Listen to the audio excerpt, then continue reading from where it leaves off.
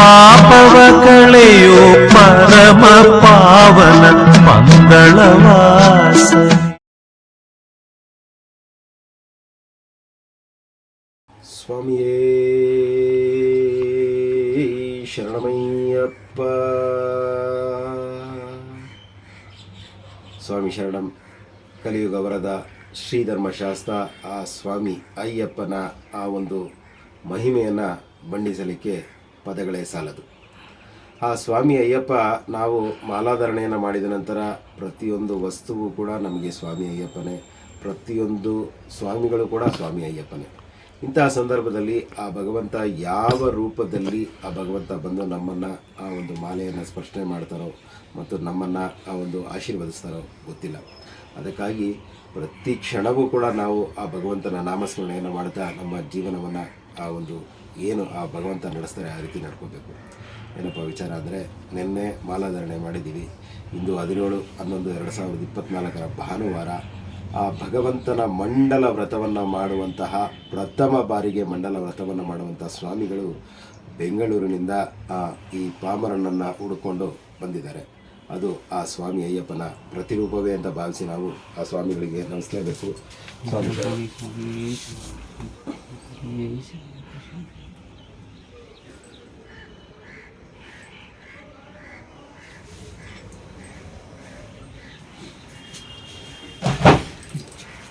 ವೃತ್ತಿಯಲ್ಲಿ ಬೀದಿ ಬದಿಯಲ್ಲಿ ಎಳನೀರಿನ ವ್ಯಾಪಾರ ಮಾಡಿಕೊಂಡು ಕಳೆದ ಕೆಲವು ತಿಂಗಳುಗಳಿಂದ ಕೂಡ ನನ್ನ ಜೊತೆ ಸಂಪರ್ಕ ಇಟ್ಕೊಂಡು, ಸ್ವಾಮಿ ಕಳೆದ ವರ್ಷ ನಾನು ಸಿವಿಲ್ ದರ್ಶನ ಮಾಡಿದೆ, ನನಗೆ ಯಾಕೋ ಆ ಸಮಾಧಾನನೇ ಆಗಲಿಲ್ಲ.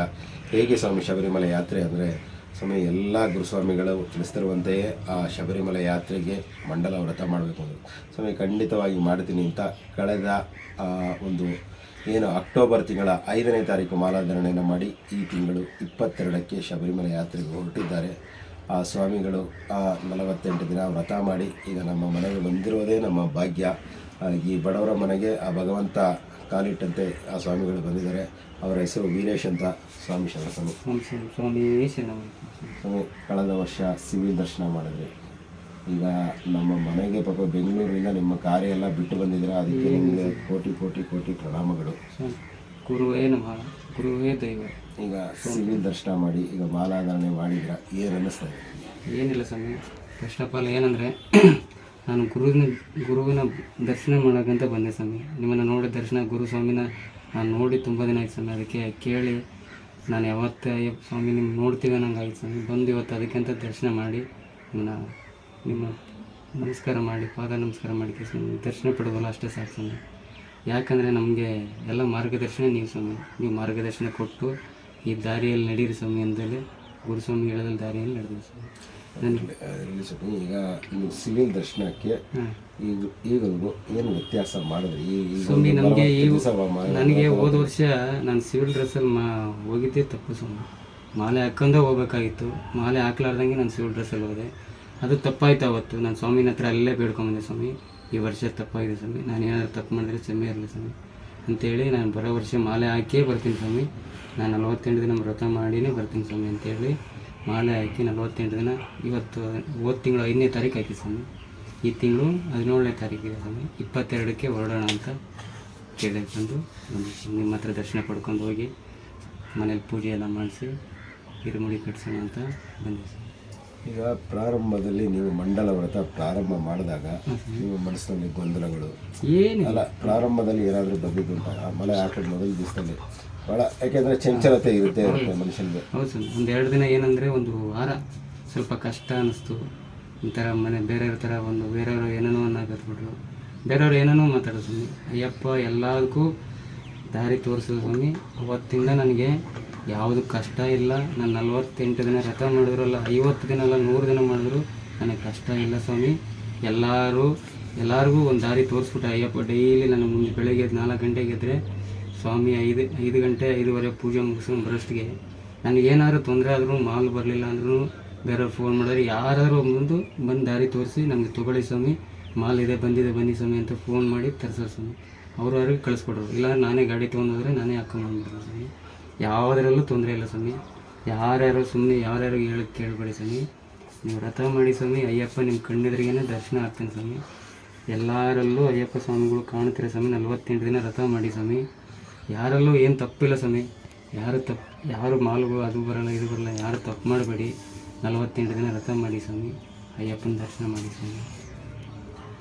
ಸ್ವಾಮಿ, ಬಹುಪಾಲು ಶಬರಿಮಲೆ ಯಾತ್ರಿಕರಲ್ಲಿ 99.99% ಅಂತಲೇ ಅನ್ಬೋದು.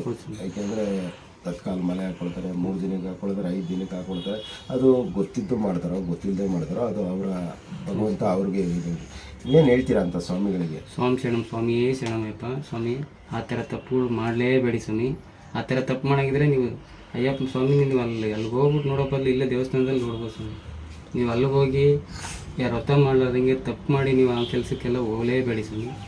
ಸ್ವಾಮಿ ಶರಣಂ ಸ್ವಾಮಿ, ಆ ಥರಕ್ಕೆ ತಪ್ಪು ಮಾಡಲೇಬೇಡಿ ಸ್ವಾಮಿ. ನೀವು ಹೋಗಿ 48 ದಿನ 41 ದಿನ 48 ದಿನ ಮಾಡಿ ವ್ರತ ಮಾಡಿ ಸ್ವಾಮಿ.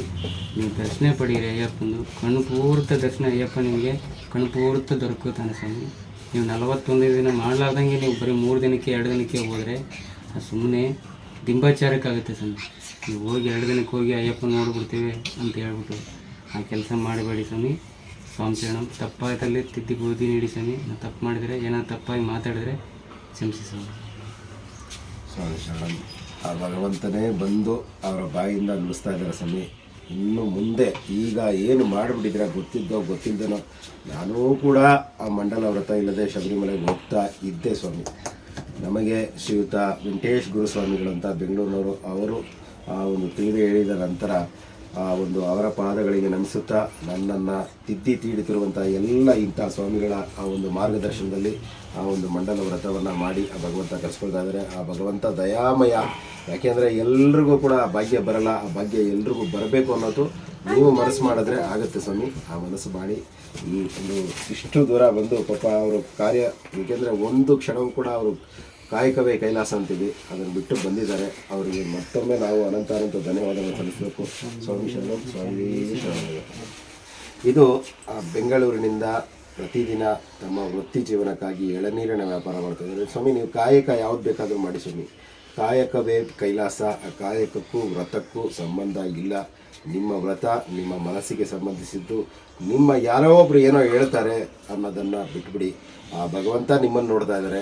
ಆ ಭಗವಂತ ನಿಮಗೆ ಕಾಯಕ ಕೊಟ್ಟಿರ್ತಾರೆ. ಆ ಕಾಯಕವನ್ನು ಮಾಡಿ, ಜೊತೆಗೆ ಆ ಭಗವಂತನ ಒಂದು ವ್ರತಾನುಷ್ಠಾನದಲ್ಲಿ ಒಳ್ಳೆಯ ಕಾರ್ಯಗಳನ್ನು, ಒಳ್ಳೆಯ ಗುಣಗಳನ್ನು ನಾವು ಅಳವಡಿಸ್ಕೊಂಡ್ರೆ ಜೀವನ ಪರ್ಯಂತ ನಮಗೆ ಇರುತ್ತೆ. ಈಗ ಕೊನೆಯದಾಗ ಒಂದು ಮಾತು ಕೇಳಬೇಕು ಅವ್ರಿಗೆ.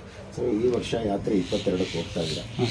ಬರೋ ವರ್ಷ ನಿಮಗೆ ನಿಮ್ಮ ಬಂಧುಗಳು ಅಥವಾ ನಿಮ್ಮ ಸ್ನೇಹಿತರು ತುಂಬ ಆತ್ಮೀಯ, ಸ್ವಾಮಿ ನಾವು ಯಾತ್ರೆಗೆ ಹೊರಟಿದ್ದೀವಿ, 3 ದಿನ ಮಾಲೆ ಹಾಕೊಂಡಿದ್ದೀವಿ, ಒಂದು ಸೀಟ್ ಖಾಲಿ ಇದೆ ಸ್ವಾಮಿ, ನೀವು ಬಂದುಬಿಡಿ ಅಂತಂದರೆ ಏನು ಮಾಡ್ತೀವಿ? ನಾವು 3 ದಿನ ಎಲ್ಲ ಹಾಕಲ್ಲ ಸ್ವಾಮಿ. 48 ದಿನ ಮಾಲೆ ಹಾಕಿನೇ ನಾನು ಅಯ್ಯಪ್ಪ ಸ್ವಾಮಿ ದರ್ಶನ ಪಡೆಯೋ ಸ್ವಾಮಿ.